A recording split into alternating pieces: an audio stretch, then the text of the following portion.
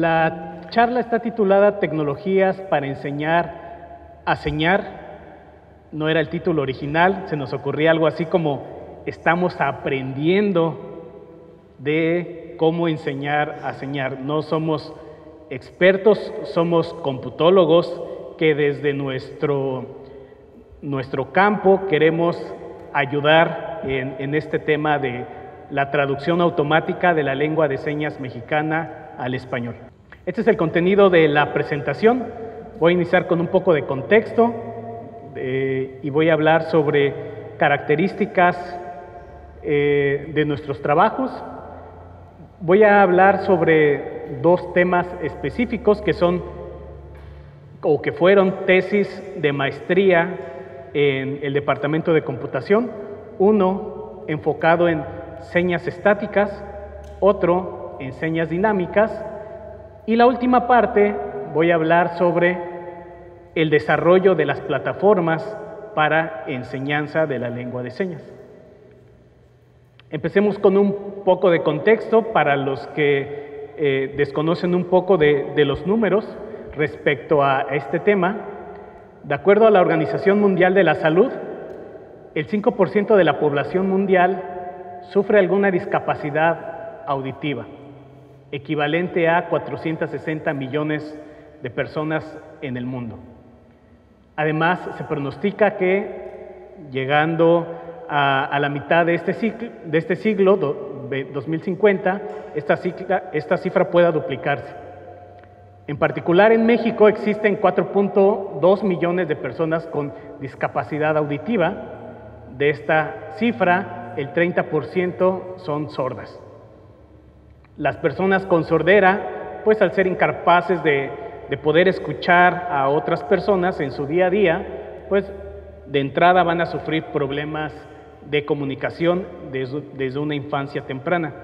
Entonces, imagínense que nace un niño sordo en una familia, y si los papás y la familia no está preparada para este acontecimiento, pues tiene que empezar a comunicarse de alguna forma, generalmente es con señas caseras, hasta que se busca que el niño pueda acceder a una educación, ya sea en lengua de señas mexicana o incluso en español. Las lenguas de señas son usadas por las comunidades sordas del mundo para comunicarse entre sí. En estos lenguajes, la persona sorda gesticula usando las extremidades superiores, movimientos corporales y expresiones faciales. Antes de nosotros entrar en este tema, como la mayoría creíamos que solamente las personas sordas se comunicaban con las manos, hasta que nosotros nos acercamos a la Asociación Regional de Sordos Ensenadenses y ellos nos abrieron totalmente el panorama de cómo funciona la lengua de señas mexicana. No solamente es a través de las extremidades superiores, también es con gesticulación, movimientos corporales, y aprendimos que es todavía más complejo de lo que nosotros pensábamos al inicio. Existen distintas lenguas de señas en todo el mundo, del mismo modo que existen distintas lenguas orales. Alguien en algún momento me preguntaba, ¿y por qué no unificar las lenguas de señas? Les dije, es una gran idea, pero es muy complicado. Pese a que pudiéramos entender que existen gestos que pudieran ser universales, toda una lengua, el poder compilarla sería similar a por qué no todos hablamos una misma lengua oral, ¿no? Entonces, incluso no hay una correspondencia directa en pares de lengua de señas oral y lengua de señas que se realicen en el mismo lugar geográfico. ¿A qué me refiero? En muchos países se habla el español, pero en cada país existe su propia lengua de señas, ¿no? Entonces, en España existe la lengua de señas española, aquí en México la lengua de señas mexicana, y no va a haber una correspondencia directa, pese a que en lengua oral pues nos comuniquemos directamente. Igual en la lengua de señas británica, la lengua de señas americana. La lengua de señas mexicana tiene sus raíces en la lengua de señas francesa como algunas otras lenguas de señas, y ahí quizá haya un poco más de correspondencia. La lengua de señas oficial en México desde el 2005 es la lengua de señas mexicana. Y las personas, para entender un poco de cómo es que tienen su correspondencia respecto a lo que aprenden, se dice que son monolingües si solo se comunican en lengua de señas mexicana, pero también puede ser bilingües si se comunican en dos lenguas. Lengua de señas mexicana como primera lengua, o si el español es la primera lengua. Este caso también podría ser de muchos de los intérpretes. Multilingües, bilingües que dominan además otra lengua oral u otra lengua de señas. Esto es más complicado. Imagínense que saben lengua de señas mexicana, saben español y saben inglés además, que también puede ser el caso. El caso especial también puede ser los semilingües, que no son competentes ni en lengua de señas mexicana ni en español, y puede deberse a que pues, no han recibido educación formal y por lo tanto desconocen los dos mundos, tanto la lengua oral como la lengua de señas. De acuerdo a todos estos números, que pueden parecer fríos, por supuesto, para millones de personas la comunicación en lengua de señas es el medio principal de interacción con el mundo. Sin embargo, la población oyente generalmente no conoce o no conocemos los gestos pertenecientes a esta lengua. Entonces, es un problema bidireccional porque ni nosotros entendemos la lengua de señas mexicana, ni ellos pues, pueden entender la lengua de señas oral. Esta barrera, pues, nos aleja de esta población en particular. Ahora, la traducción automática, que es a lo que nosotros quisiéramos llegar, sería equivalente a lo que hace Lucas en este momento, que es experto en traducción. Entonces, él me está escuchando lo que yo le estoy diciendo en español y lo está traduciendo. La pregunta es, ¿con medios computacionales y tecnológicos pudiéramos hacer que una máquina cumpla este rol, ya sea para acercar a los oyentes a la lengua de señas o a los sordos al español? Esa es como nuestra principal motivación. De estas direcciones de traducción de las que hemos hablado, podríamos entender que el formato en el que están las señas, pues es de modo visual, gestual, manual, todo a través de nuestros ojos, es que nosotros podemos entender. De hecho, por eso es que si queremos entender un poco de lengua de señas, tenemos forzosamente que estar viendo a Lucas en este momento, ¿no? Entonces pueden tapar sus oídos y estarlo viendo. Del modo contrario, pues ustedes pueden cerrar los ojos y estarme escuchando a mí, ¿no? Entonces, el formato de una lengua oral puede ser tanto auditivo, pero también tiene su componente textual. Entonces, nosotros hemos identificado que en una dirección de traducción es reconocer estas lenguas de señas y pasarlo a un formato en español. El caso contrario sería ir del español, ya sea texto o audio, a una modalidad gestual. Esta es todavía más complicada que reconocer. Ahora bien, no hay una correspondencia directa entre cada seña que se realiza y cada palabra en español. De hecho, antes de la charla, le preguntaba a Lucas sobre él cuánto estimaba de correspondencia directa entre palabras en español y señas de la lengua de señas mexicana. Y me daba un número aproximado de un 50-60% que, fuera del contexto que se pudiera encontrar, él puede encontrar una seña que pueda ser utilizada para hacer la interpretación, ¿no? Entonces, con toda su expertise. Entonces, no hay una relación directa. Por ejemplo, en este formato que tenemos aquí, esta persona está realizando una serie de movimientos con su cuerpo, y la traducción directa sobre estas señas es: yo, antes, manejar, carro, accidente.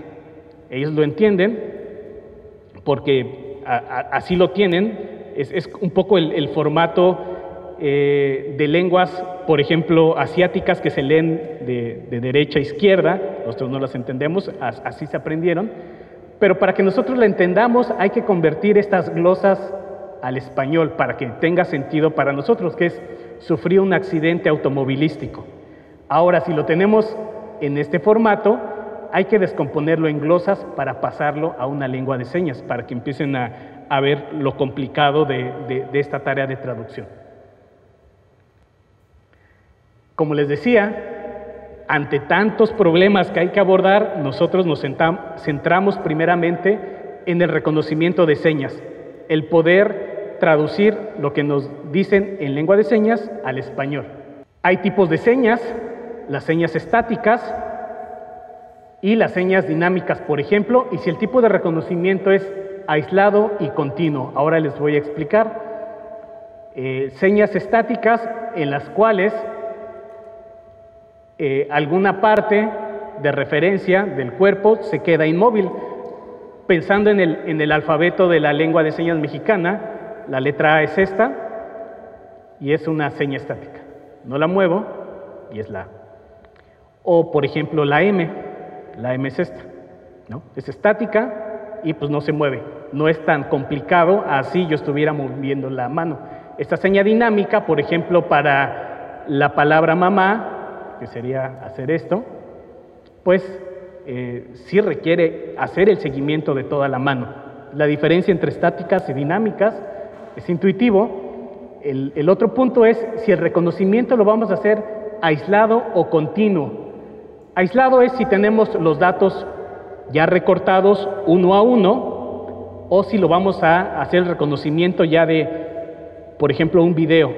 Imagínense ahorita lo que tenemos a Lucas interpretándonos, pues está continuo, no sabemos dónde inicia una seña y dónde termina otra.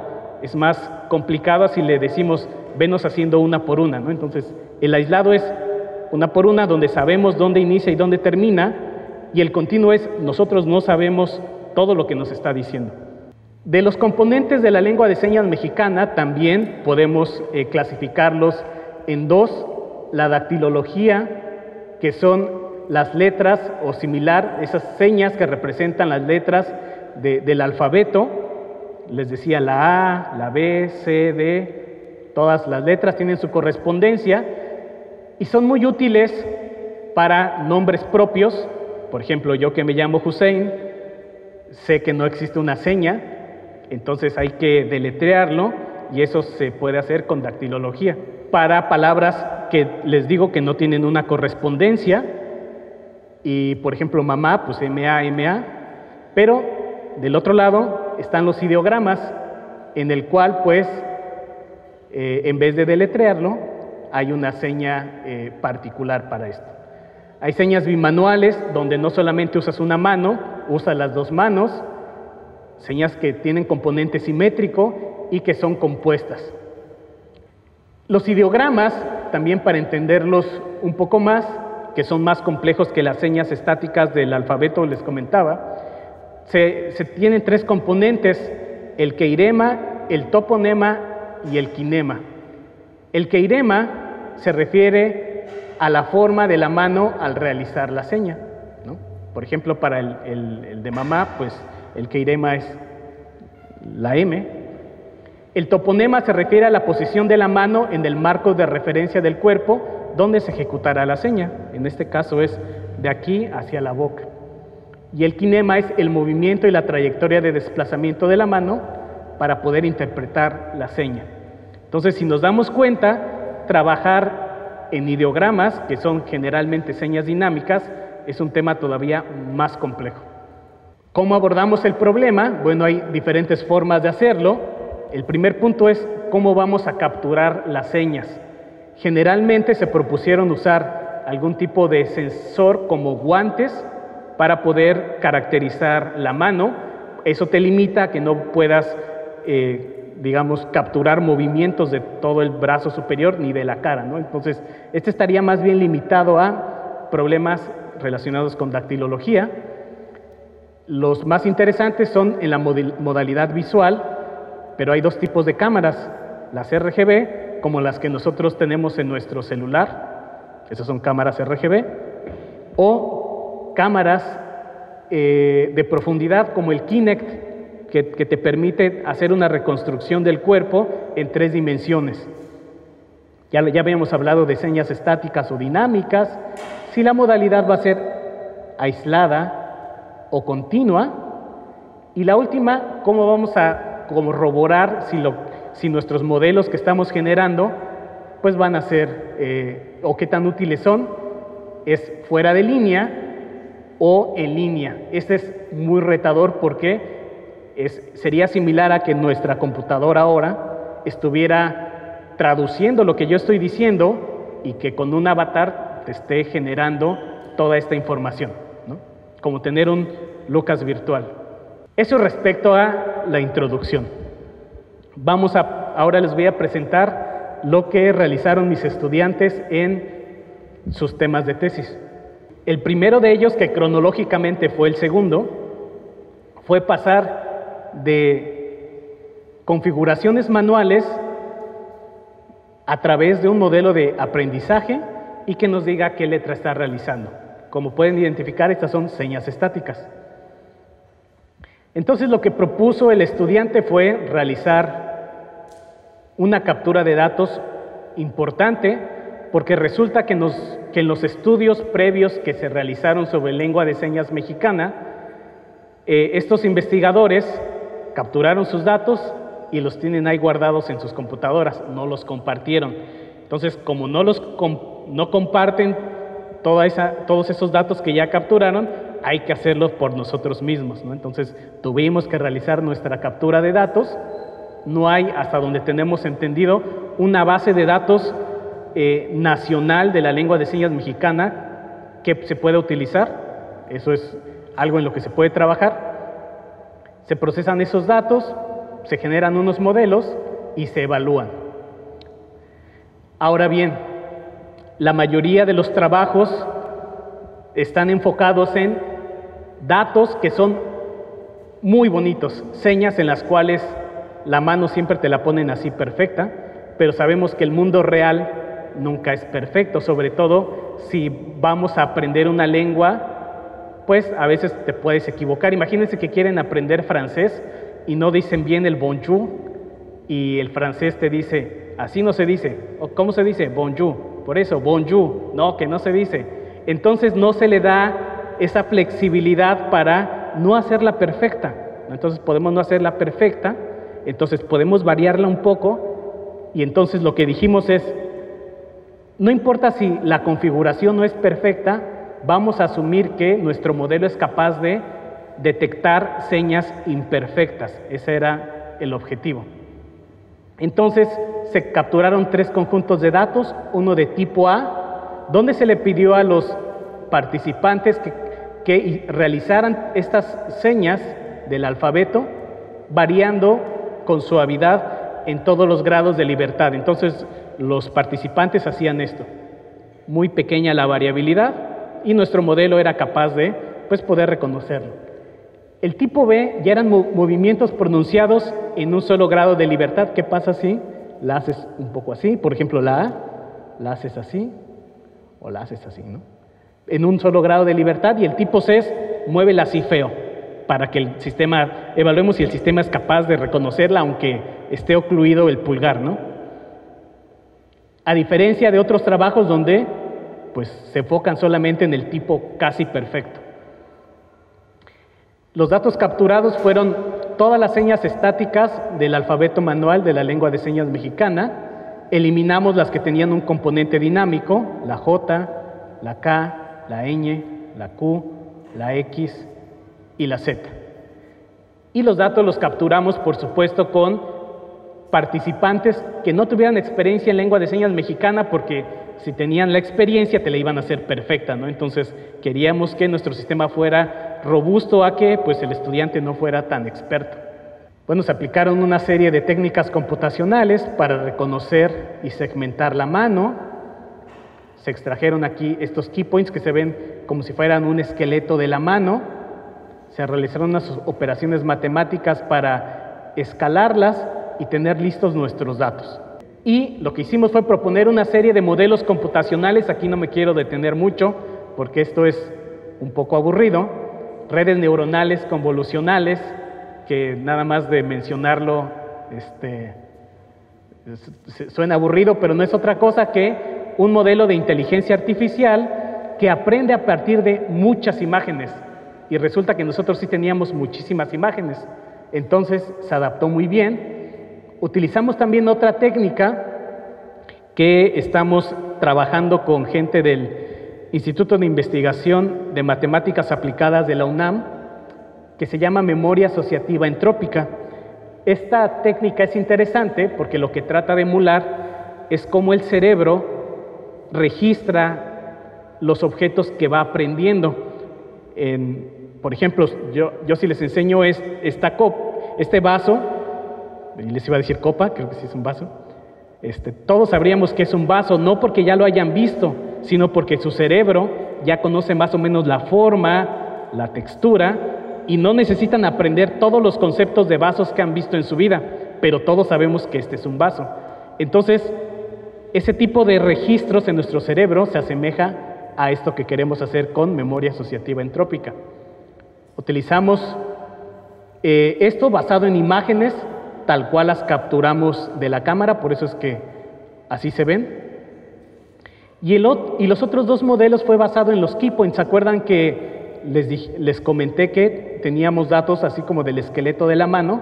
Pues también generamos dos modelos, uno otra red neuronal y otro modelo de aprendizaje, menos complicado que esto, que se llama máquinas de soporte vectorial, para poder clasificar todas las letras. ¿Cómo nos fue? Pues este fue uno de los mejores resultados. No se alcanza a ver bien aquí.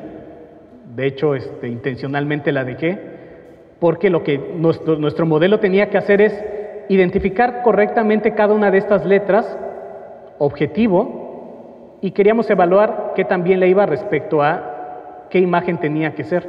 Entonces, esta diagonal que se ve en color amarillo es que le fue muy bien, pero no de forma perfecta. ¿Dónde es que le falló? Por ejemplo, aquí ven una región donde hay valores un poco altos, aquí al centro de esta imagen. Quiere decir que confundió imágenes de la M con la N, que serían, por ejemplo, estas imágenes. Entonces nuestro sistema no fue capaz de distinguir todas las M's y todas las N's. La mayoría sí, pero digamos una de cada 10 las confundía, ¿no? Entonces no fue perfecto, pero lo estábamos haciendo bastante bien. Había otras, la U y la V, también más o menos, ¿qué será? 15 de cada 100, 10 de cada 100, una de cada 10, es que también le fallaba. Después lo probamos en el modo continuo. ¿Qué pasa si tratamos? ¿Se acuerdan que les dije? Puede ser offline, puede ser online. Online es más complicado porque no sabemos qué es lo que está haciendo. Y de hecho, si nosotros le pidiéramos a Lucas que deletreara elefante rápido, a lo mejor ni alcanzaríamos a detectar. ¿Ya vieron? No alcanzaríamos realmente a detectar. Pues una máquina mucho menos, ¿ok? Entonces, pero nuestra máquina lo hace más o menos decente. Entonces podríamos decir que es un pequeño paso respecto a todo el problema de traducción, un paso pequeñito pero sólido, ¿no? Y entonces esto está funcionando bien y ya lo tenemos. Que aprendimos que nuestra mejor representación fue a través de esta representación de key points, que es el esqueleto de la mano, porque es invariante a si tu mano es chiquita, si tu mano es grande, si es más flaquita, si es más gordita, porque todo lo transforma a una representación basada en un esqueleto, ¿no? Entonces, por eso es que le fue mejor. No hace falta usar mucho aprendizaje profundo, como normalmente se hace en nuestro campo, en computación. Esa es una anécdota. Nuestros estudiantes, cuando llegan, dicen, yo voy a usar aprendizaje profundo porque es lo de hoy, pero puedes resolver el problema sin usar tanto poder de cómputo y no quieras matar una mosca con un cañón, ¿no? Y eso lo comprobamos precisamente con este trabajo. Y además, ya tenemos un repositorio de lengua de señas mexicana que ya compartimos para que otros estudiantes o investigadores del país no se tengan que dar golpes en la cabeza, ¿no? Con la cabeza. Eso nos lleva al siguiente punto. Y aquí está interesante porque aquí está precisamente presente nuestro principal colaborador de la Asociación Regional de Sordos Ensenadenses, que nos apoyaron ellos a capturar el siguiente conjunto de datos. Y este es interesante porque cronológicamente fue la primera vez que trabajamos en este tema. Y esto fue en el 2021, creo que lo empezamos. O sea, tenemos poquito tiempo trabajando en el tema y empezamos con esta tesis. Y entonces, era algo parecido, necesitamos datos, nuestros modelos de aprendizaje, si no tenemos datos es muy complicado, necesitamos hacerle un procesamiento y generar nuestros modelos al igual que lo hicimos en el trabajo previo. Lo interesante es que nuestro diccionario de datos incluyó 100 glosas del contexto médico, emergencias y frases cordiales. Algo importante que también hemos aprendido sobre la marcha es que para trabajar en esto, por más que nosotros tengamos buenas intenciones, si no está validado por expertos, pues no va a ir conducido por el mejor camino. No sé si les pasó a ustedes ver un programa que se llama Shark Tank. ¿Alguien le suena? Llegaron unos estudiantes muy entusiastas diciendo: yo voy a resolver este problema, solo necesito tal cantidad de dinero, ¿no? Sin saber que esto es muchísimo más complejo que una simple aplicación de teléfono móvil. Y nosotros lo comprobamos porque incluso trabajamos con una muy pequeña parte de la gran cantidad de señas que existen y nos fue bien, pero no nos fue tan bien como esperábamos. Entonces, si lo escalamos, pues no nos va a ir tan bien. Entonces, estamos buscando otras formas de mejorarlo. Aquí también se ve un poco la variabilidad, ¿no? Les había dicho que en México es un país grande, rico, diverso, por supuesto, y lo difícil más bien sería que cómo se realiza la lengua de señas mexicana exactamente en todas las regiones, eso sería lo complicado, porque pues estamos alejados territorialmente demasiado de otras ciudades y pues tienen regionalismos al igual que los tenemos en el español, ¿no? Entonces, incluso hay una intervariabilidad muy grande. Si Lucas, por ejemplo, ahorita hace una seña, a cómo la va a realizar dentro de una hora o la va a realizar mañana, ¿no? Entonces, eso es natural. También requerimos del apoyo de nuestros estudiantes no expertos, a los cuales capacitamos para tener más datos. Aquí hay 4 de ellos. De hecho, él es Ricardo Morfin. Él fue el estudiante del primer trabajo que les mostré. Y aquí están realizando temblor. Vean qué feo lo hacen, ¿no? Pero la idea es que nuestro modelo o nuestros modelos sean capaces de reconocer, incluso aunque lo hagan así de horrible, ¿no? Pero entusiastas, pues, al final del día. ¿Qué es lo que hicimos? ¿Se acuerdan que les dije que lo que nos ha ido muy bien es extraer estos tipos de esqueletos? Entonces, a partir de imágenes, obtenemos una representación de este tipo y la idea era seleccionar cuáles de estos puntos eran los más adecuados para poder realizar nuestro trabajo. También hicimos aquí algún tipo de procesamiento matemático. Se clasificaron las señas, por supuesto, recuerden que son 100. Entonces, la idea era tener nuestros videos de señas. Ella es Michelle, la estudiante que trabajó en este tema. Extraer los key points, normalizarlos, ingresarlos en una serie de modelos de clasificación y que esos modelos automáticamente nos dijeran a qué glosa correspondía de esas 100 posibilidades. Es más difícil porque en el anterior, ¿se acuerdan? Eran alrededor de 20. Atinarle a uno de 20 es menos complicado que atinarle a uno de cada 100.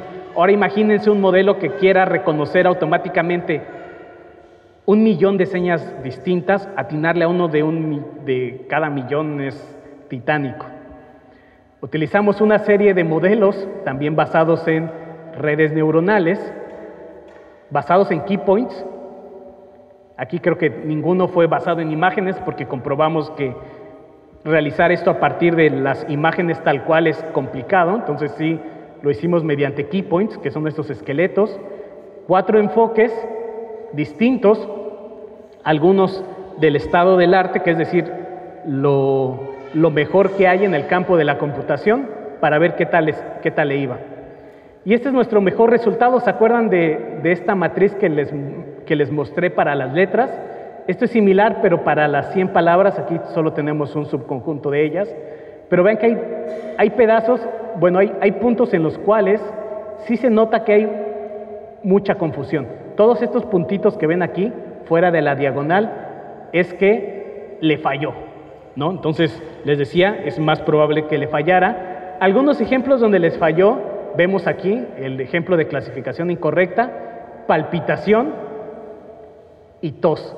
Si se dan cuenta, varios de los componentes, por ejemplo, del kinema, de este mismo keirema, es el mismo, es llevarse el puño hacia el pecho.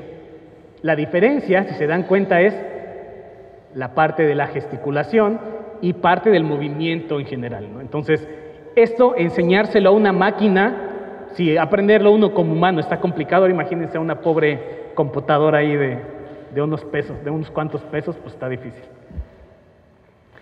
¿Qué aprendimos? Que le atinamos a 4 de cada 5. No nos fue tan mal, pero no nos fue tan bien como esperábamos. Entonces estamos ahora planteando cambiar esto de, en vez de aprenderlas por separado, aprenderlas por partes, aprender los componentes. Si podemos aprender los keiremas, los toponemas y los kinemas, podríamos atacar un diccionario más grande en vez de tratar de poner una maquinototota a aprender millones de conceptos.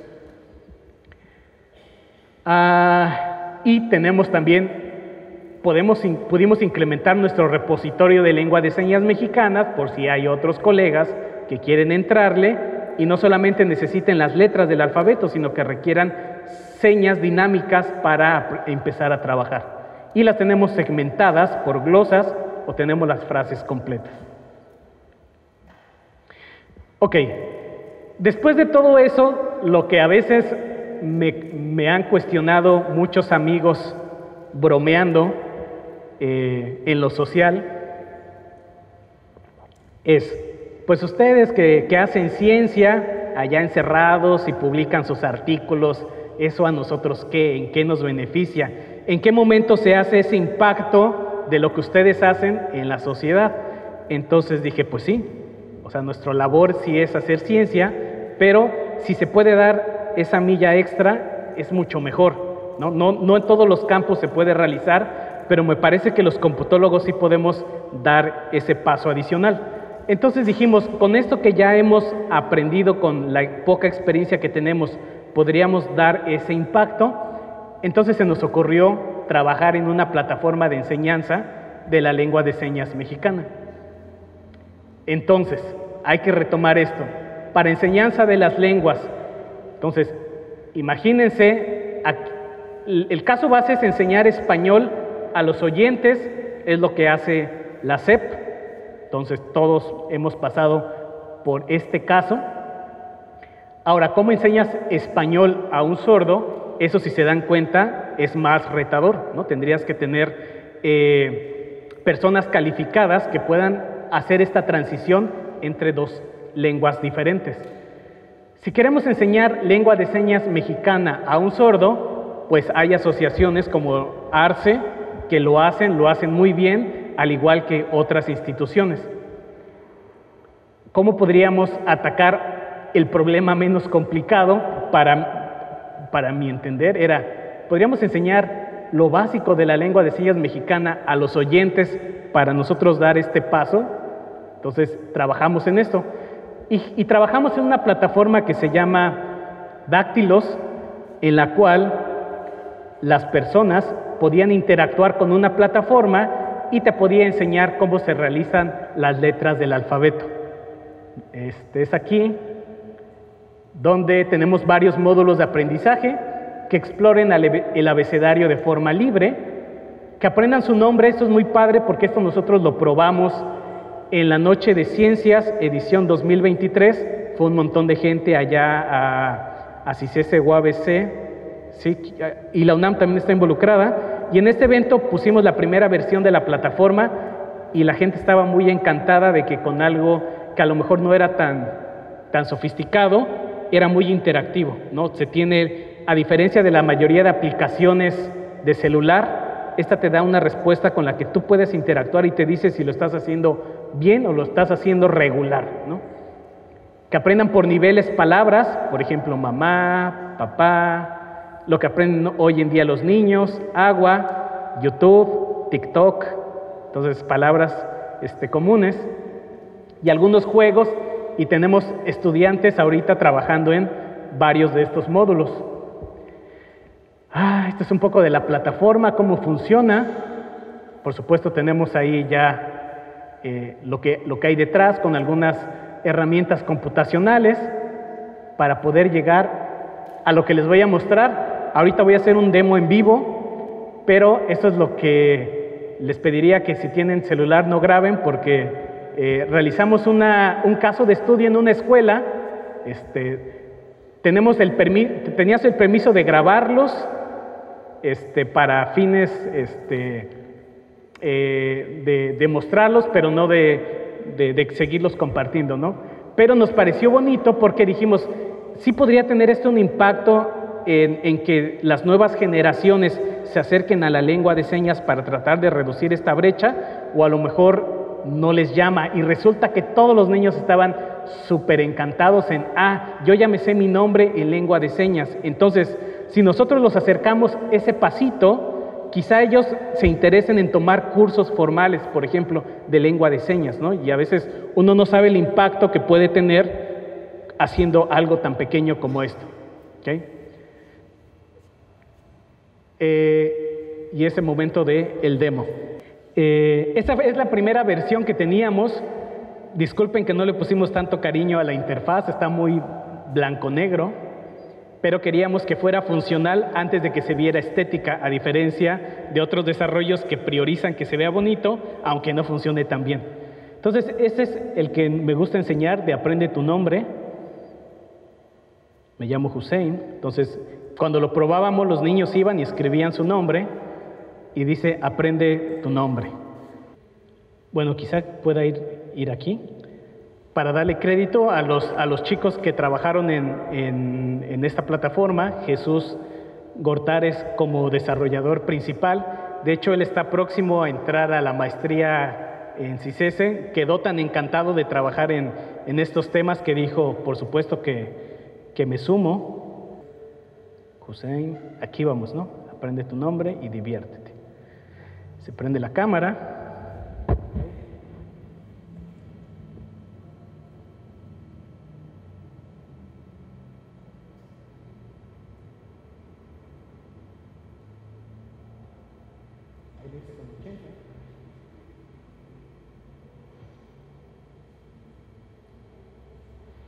¿Ok? ¿Algún voluntario que quiera probar la plataforma? ¿No? Matías, ¿quieres probarlo? ¿No? Matías ya sí, vente. Para que vean que no lo ensayé con mi nombre nada más, ¿eh? Intentar con otro nombre. A ver, Matías.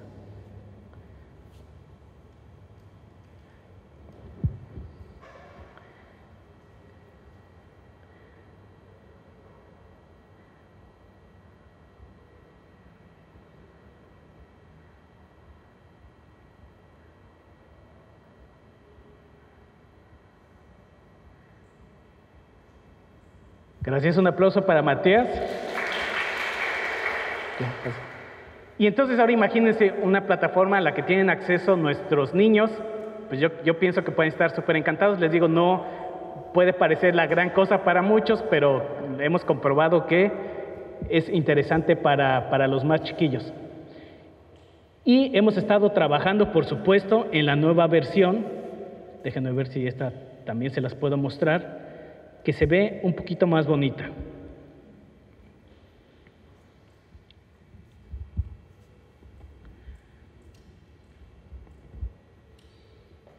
¿Ok?